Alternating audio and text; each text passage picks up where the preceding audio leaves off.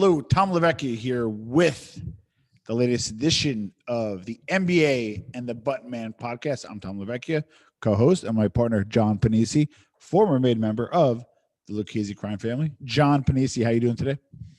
Doing well with my background. So we got our joint backgrounds. We're getting better from a branding perspective. So John, I asked to come on. We have a schedule, and there's just been a huge. My phone ding ding ding ding with the comments, questions, good, bad, and ugly, and you guys seem to have a huge appetite for more stories. So I kind of begged John to come on and say, listen, just give us one good one tonight, one bedtime story, if you will. And I saw some comments, and they were focusing on, they wanted to know, was there ever any big beefs or scraps with another family in the life that is recent, not from the 90s or way back, but more recent? So, John, if you could share with us maybe what you have on your mind, and we'd love to hear it. Well, first, it never came to fruition, but it was what had happened was I had a guy, and the guy was with me. He was an associate of mine, and his name was AJ. And he was a big, gym guy, big muscle guy. And he used to go to the same gym as John Jr.'s son, who for people that don't know, he is an MMA fighter. He's supposedly very good. He's won a bunch of fights and everything. And he had told me of an incident that he went into business with John Jr.'s nephew, which would be Victoria, one of Victoria's sons. Which one? I don't know. She has three. I don't know which son it was. And they both put up money, and this kid AJ put up about 25,000. And the business never evolved. So he naturally went back to the kid, and he said, "Hey, listen, I want my original investment back." And the kid told him, "You're gonna have to speak to my uncle." So he as I said, he went to this gym, and he went and approached John Jr. and said to him, "I'm having a little issue with your nephew. I want to get my money back." He said, "I have to talk to you." He turns around and tells him, and well, I'll just tell you. So he turns around and he tells him, he says, "I hear that you're around some guys now." Now, what I believe at that point is that people start talking. John Jr. probably thought in his mind that AJ was around an associate or something like that, because the way he talked to him after this, kind of tells the story. And so AJ always told him, if anybody says anything, you tell him, "Yes, I have a friend." End of story. Is that code for being connected in general, knowing a made guy? Is that code, or is that? I mean, if somebody's in a life, they should know what that means. Yeah. And if someone was to approach him, I said, you could tell them, "Well, you got to talk to my friend." End of story. You don't have to say who it is, and we'll do the homework and find out who it is, or vice versa. They'll do their homework. Got it. And so carrying on with the story, he now turns around, and after he tells him, "I heard you have some guys, or you're around some guys," which was surprising, because here's a guy supposedly that moved on with his life, got out of the life, and is going to football games and cooking in restaurants and all of this, and basically trying to mind his business and go about his life. And turns around and tells AJ, he says, "Well, let me tell you what I'm going to do." He says, "First, I'm going to embarrass you in front of your friends, and then I'm going to embarrass them." I said, "Really?" So I said, "So that's what he said, huh?" He says, "Yeah." "And what did you say?" "Well," he says, I'll tell my friends." So I says, "Listen to me. I'll get back to you." The first thing that we did, and and when I say we, it was myself, Patty Della Rosa, and his crew of guys. We were all talking about it. We sent a message to Lorenzo. All right. Now, Hey. now, and the reason being is we really didn't, we could assume, but we really didn't have any idea where is John Jr. with this Bogata, with this family. Like what, we've heard things and, but officially, no one's ever really heard anything officially. So now, Wait, hold on, John, 1 second. Because I love the details and people hate when I interrupt you, but yeah, he's the boss, we believe, of the current Gambino family after Francali. back at this time Oh, that yeah, we're okay. talking about, he could have been the consigliere at this time. Got it. Which was the number 3 position. He was not, what they're saying he is right now, whether that's true or not, I don't, right now, I don't know. But back then, yes. And they answered us. And surprisingly, I don't even know if it was surprisingly, but their answer was, I really didn't know what they were going to say, but their answer was, it has nothing to do with us, do what you want. Wow. So, which means not good for John Jr. He's fair game. So now that we had that answer, I go back to AJ and I come up with a plan. I speak to the guys and, we come up with our plan and I come up with a plan to tell AJ to try to trick John Jr. So I said, listen, I want you to go to John Jr., but I want you to make it like that. I want you to talk like we still think he's important. We still think that he's got his position. I want you to go to him and I want you to say, my friend would like to know if you would be willing to have lunch with him and he'll discuss it with you. And, he would love to meet you and talk to you. And I says, and tell him like that. And we're going to tell you where we're going to meet. We're making it in Long Island. And we're going to tell you where and when we're going to meet. Now, we knew he travels around with a guy they call Big Steve, big monster of a guy. So what we were going to do was we were going to lay in the cut, get the place and ambush him. And, it wasn't going to go well for Steve and it wasn't going to go well for John Jr. And we would have left the both of them there right in the parking lot and we would have left. What happens is that he goes to John Jr. and he tells him. John Jr. turns around after hearing this. Now, I don't know if he did his homework by now, because, he still has his, my cousin being one of them. He didn't get the memo. He still reports to him. The Hulk. Well, my cousin was the Hulk after that one, right? But I feel that he probably found out who and what it was, and he turns around and he doesn't want to entertain meeting anymore, and he has nothing else to say. So he doesn't take the bite. But what happens in the interim of all of this kid AJ that's with me is frustrated because obviously he wanted us to get involved. Yeah. Me and these guys get involved, and it would have came to some kind of resolution. Yeah. And now John Jr. kind of takes what he says he never does. He takes a backward step and he backs off. AJ, I think, did the wrong thing. He goes over to the guy's son, the kid, the MMA fighter, in this gym. It's a powerhouse gym in Long Island.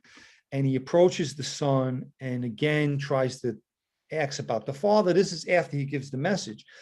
John Jr. takes offense to AJ going to his son. What does he do?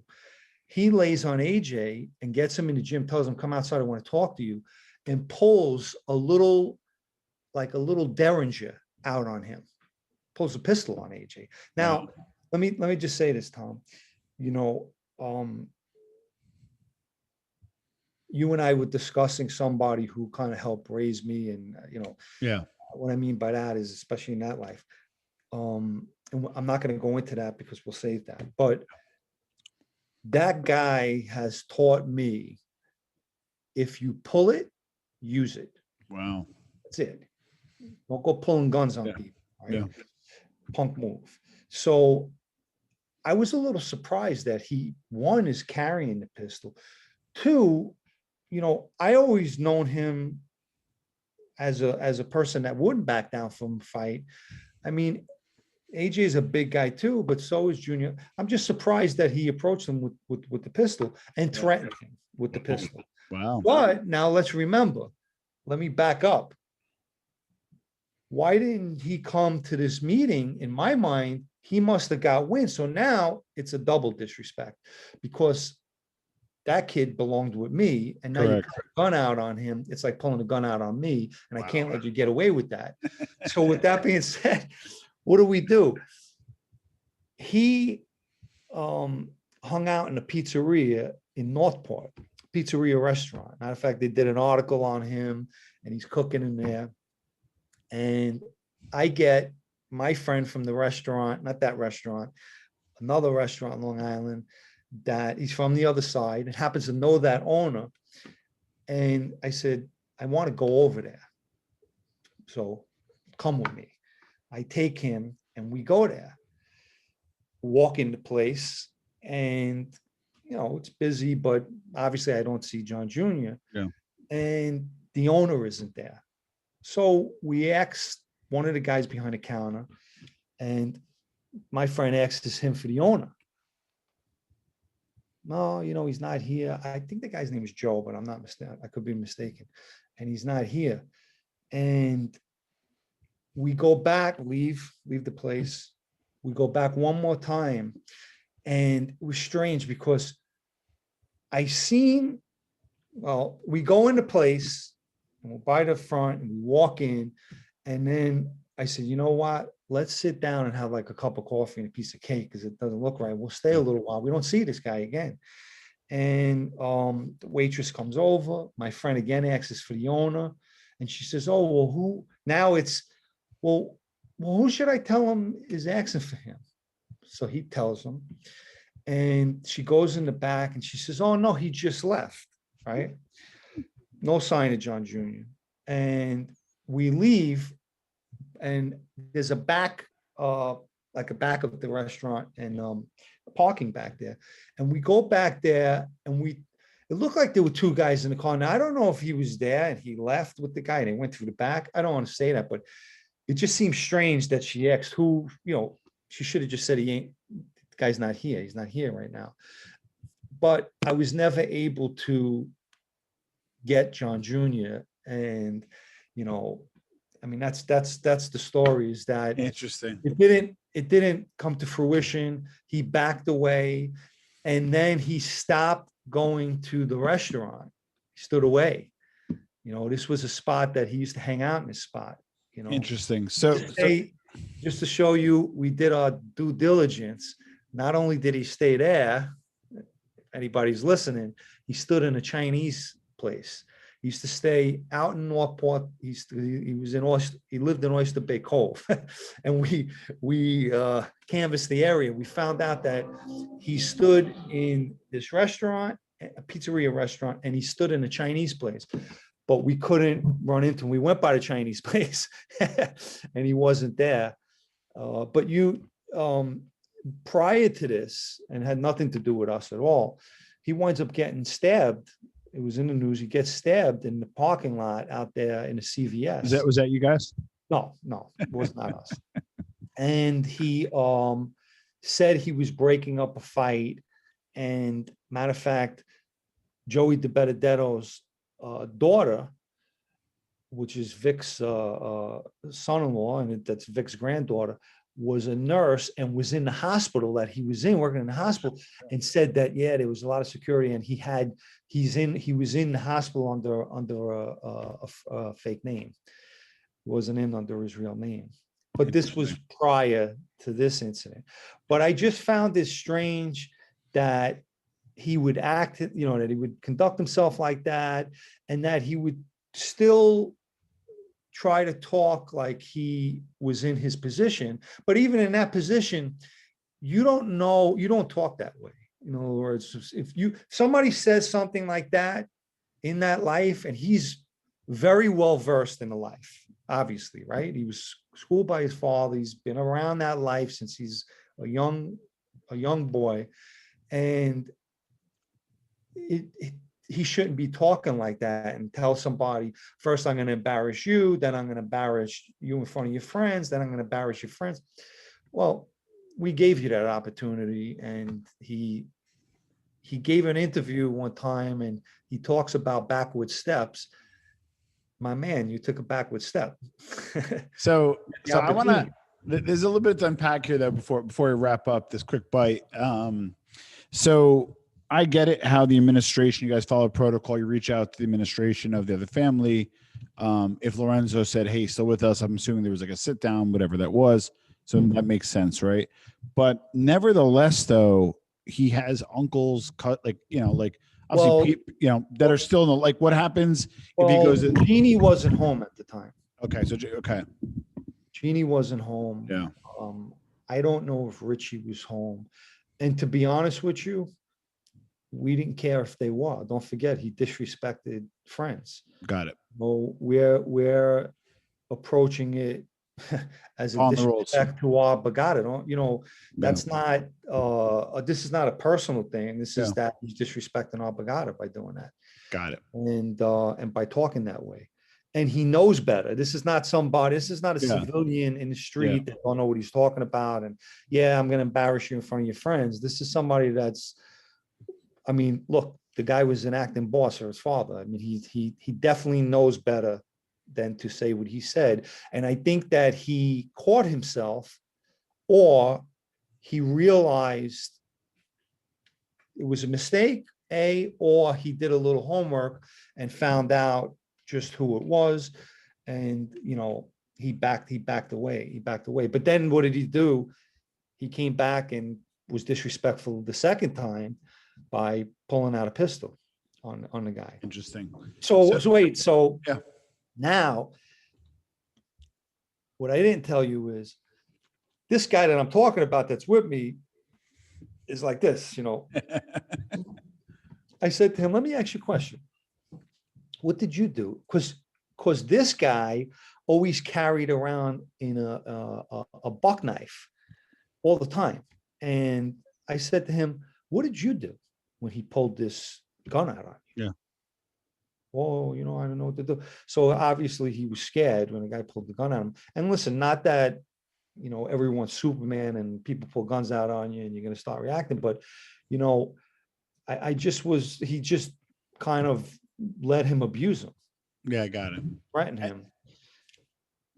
Now, okay, because I want to unpack a little bit more. So I get it. So he is out, fair game, civilian. You guys can handle it the way you need to handle it. But we were going to get into it, guys, and we know we get a lot of shit because people think we're too short, but we will get to it. And John, in the early part of his life, in his 20s, where he was around the Gotti family, that regime, we haven't got to it yet on the 9-part series. We haven't got to it yet. That's partially by design. But do you think John would have shit if he knew you kind of as like an associate, knew you were on vacation for a while, came back, and then now you're a friend? Like, do you think like he would have shit? Like, cause I like, it would be almost like poetic justice for you in a way. Like if you got to see him as a friend, he now knows you're a friend, he's out. And I know you'd have to surmise, but that'd be a little poetic justice, no? Look, I wasn't looking for it, but I don't believe he would have shit. I don't, you got to remember, even if he would have handled himself differently and approached this in a different manner, right? And I would have met with him one-on-one, but there's only so much I could say to him too. Remember that. I can't, I don't want to hint to him because it's, although people do it, it's kind of a no-no. But I could have talked to him in a way where he would understand. Got it. He would understand fully. Yeah. And I would not have taken advantage of the situation that in that moment, I have the upper hand Yeah. on John. I would have just pushed for him to do the right thing. You could pay him right now. You know that you got the money to pay him. Make arrangements to pay him, and then have your nephew pay you. Obviously, your nephew must have spent the money, but or get your nephew to pay. I'm sure they have the money. Get your nephew to pay. It's only right. Yeah. And you know, do what your father would expect you to do. Yeah. You need to do the right thing here. There's nobody trying to push up on your nephew. Your nephew was going to go into a business with a guy. The business didn't go anywhere. That's that. They never said, hey, if we start it, you lose your money, I lose my money. Nobody lost money. The business didn't evolve. Give the guy back his money. But I don't know, probably still to this day, he's never gotten that money back. Wow. What were we really going to do? Start, now laying and hunting them down every day? It just sometimes, here's my belief. Some things are not meant to be, and when they just don't fall into place, you leave it alone. Otherwise, you're looking for trouble. Well, yeah, I noticed. I mean, I noticed some of your stories rubbing off and learning about the life, because it's fascinating to me, as you guys know, is kind of like the first story with the Hulk. This story, I hate to say this, but like AJ, made a bad investment, went to you guys, you did more than you needed to, didn't work out. But I think it would have been much different if AJ was a friend. So like it goes back to what we talked about in our second episode, and even with Hootie, there's a very big distinction of, hey, I'm an associate, wise guy, knock-around guy, versus being a friend. Like it's not this close. It's kind of like Well, like we said, it's the difference. It's the difference of if an associate, no matter how big, small, tough, or whatever you may want to call it, runs into an issue with a friend, that friend is basically has the right and is probably going to use it and tell him, you can't even talk to me. Go get somebody that could talk to me. Yeah. He's gonna do what we call dismiss him in that life. And it is when you say you have the associate and a friend, that separates that by a long, long distance, because the friend will tell an associate and has the ability to tell him, you can't even have a conversation with me. Go get somebody, if it comes to that. And, it's, I'm sure it's not the most comfortable situation for whoever that associate is, because what is he going to do at that point? Nothing. Yeah. So it looks like you guys follow obviously protocol, and your Borgata handle things a certain way, and it seems like there's a generic protocol within the 5 families, to your knowledge, because again, we won't go to your earlier time yet. That'll be a whole nother show, but you had access to a lot of different guys, high-level associates, different families, etc. Do all these families generally handle this protocol the same, or does it vary by family? Like, are Columbus hotheads and shoot quick? Do the Genovese like go through 10 layers and an alien shows up? Like, as we talked about, like do families handle their business differently, or is there a standard protocol on how to handle these things? They should. All right. So that's first, they should. Yeah. And it's, it goes by, who you're dealing with in that Borgata. You're going to have people that dot their I's and cross their T's. And then you're going to have people that don't. And, whether we call them hotheads or not, it all depends on who you're dealing with and what the situation is. I had an associate, we could get into that in another story, come to me. Once again, I say I changed my ways. I had to act with him and send a message back to his friend. I didn't go and reach out. It depends. It's situation by situation circumstances. And so sometimes you don't go by protocol, you just act, you know. And as a friend, you can do that. As an associate, you can't. Got it. You know, understand? You can't do certain things. Now, in the real world or in New York City, I'm going to venture to guess the Brooklyn. Civilian life. Yeah, in life. No, but the Brooklyn and Queens guys, and like we talked about this with the Hulk, are probably a little tougher than the Long Island guys. I'm just making a general statement. It could be wrong. Hold on, that's bad. I get making a general statement in terms of urban versus suburban, right? The Brooklyn guys are definitely tougher than the Jersey guys, right? But for Lucchese's, your Borgata, how was the Staten Island Brooklyn crew? Because I know you had access to both, to the Long Island crew.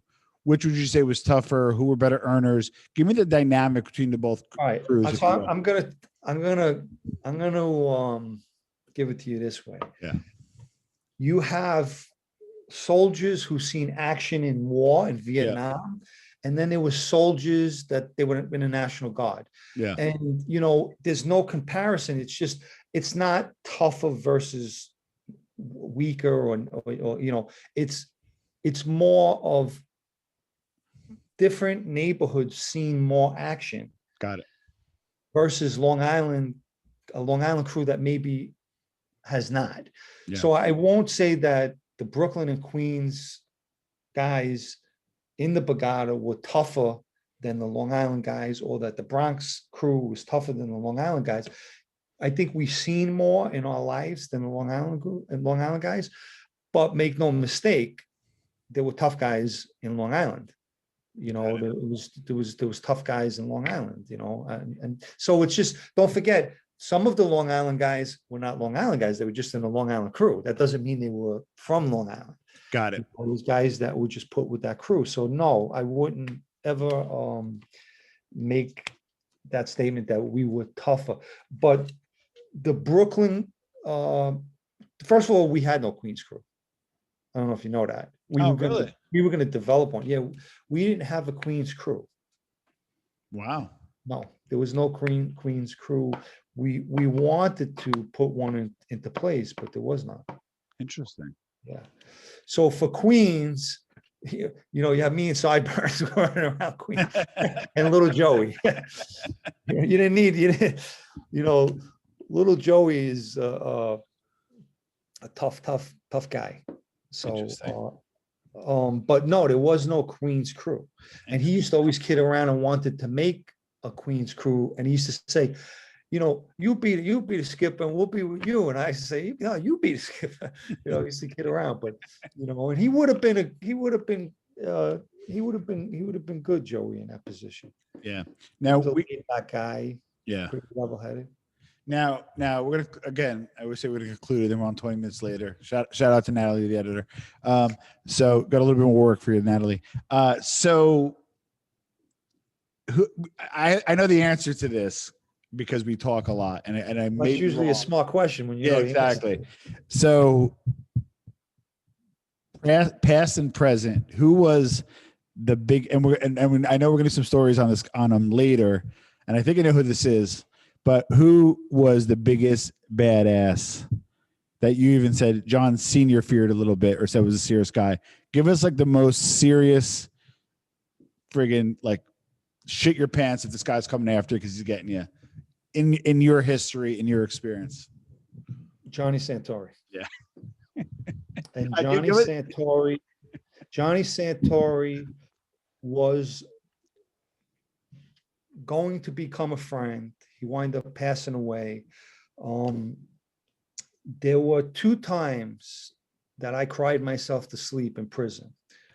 One of them was when my cousin, 17 years old, his name was Marco. He was driving home one night and it was cloudy. He took a car accident and he was killed. Jeez. And the second time was when Johnny Santori died. Wow. 2 nights I cried myself to sleep in prison. Johnny Santori winds up passing away while I was away. He was going to be straightened out and he wound up passing away of a heart attack. But he was with Sarah Perone and the West Side. Wow. Is that the guy that he had a dead 3 bodies and he did it like in one night? Was that the same guy? There was a guy who told me once he had to get rid of 3 people. And he did it like in one night. Was that him? John was, I mean, look, he passed away now. I mean, Yeah. John killed a lot of people. John was a serious guy. And Wow. if you had a problem with John, you'd have to kill him, because Wow. he would definitely, he'd hit you. There would be no doubt about it. You'd be going. Wow. Well, Dangerous, not probably, the most dangerous guy I ever met, John Jr., we'll get into it, said to me when he dropped me off one day, he says, "Who is that just dropped you off? Dropped me off by the club." And I said, "Oh, it's my friend Johnny Santori." He says, "How do you know Johnny Santori?" I said, "I know him since my whole life, since I'm a kid." He says, "Let me tell you something." And he called his father the chief. He says, "The chief calls him a tough guy." I mean, I Wow. guess that's about all I have to say about John. Wow. So we're gonna probably dedicate, because I have the privilege of talking to John offline. And by the way, guys, this is we're at 1% of John's stories. So just stay tuned for the next episode. Subscribe, comment below. If it was too short, I get it. Not all these could be Joe Rogan, but we appreciate everything. We're starting to build. We got our background set up. We got them aligned. We're getting some better mics, and we're building up the show. And as always, John Panisi, I mean, listen, and guys, really quick, I just want to say sincere thanks, John, because it's not easy to share information to begin with, let alone information that was historically privileged, and to open yourself up like this and freely. I mean, really, and with the effort of showing you that you have changed and that you are a good person now. And, you I'll don't try my glorify, best. you don't glorify anything. You tell it like it is. We may find it interesting. But anyway, just sincere thank John. And until next time, again, John Panisi. And if I want to say any last words before we conclude, John? I'll just, a little prelude to a blog that's not out yet. Yeah. Someone had asked me a question, if I have a vendetta. Oh, people have asked if I have a vendetta against everybody, in that life. People, and someone recently just asked me if I have a vendetta against Johnny Sideburns. The honest answer is no. And I'm sure you have the people who believe what you say, and then you have the people who don't believe what you say, and you can't, what are you going to do? That's just life. But in all honesty, I have changed my life, and part of moving forward is letting go what's behind you. And if you're going to let go of the past, you also have to forgive those who wronged you in the past. And I have. So the answer is no, I do not have a vendetta. What we do, we are speaking about stories, kind of bringing to light a perspective of the inside of that life that a lot of people don't understand, that Right. Unfortunately is not going to glorify that life. If people want me to sit here with you and glorify that life, we could do that all day. And I could tell you all kinds of stories. And the bottom line is that unfortunately, we're not going to glorify the life, because there is a lot that people don't know from the inside, the inner circle of that life, that shows an unglorifying part of that life. And that's what we're doing here. And it's not anything to do with vendettas at all. Whoever believes that is going to believe it, and whoever don't believe it, what am I going to tell you? You're just going to believe what you want anyway. And with that, I also want to thank you.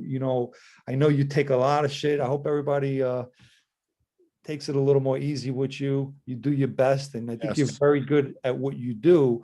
And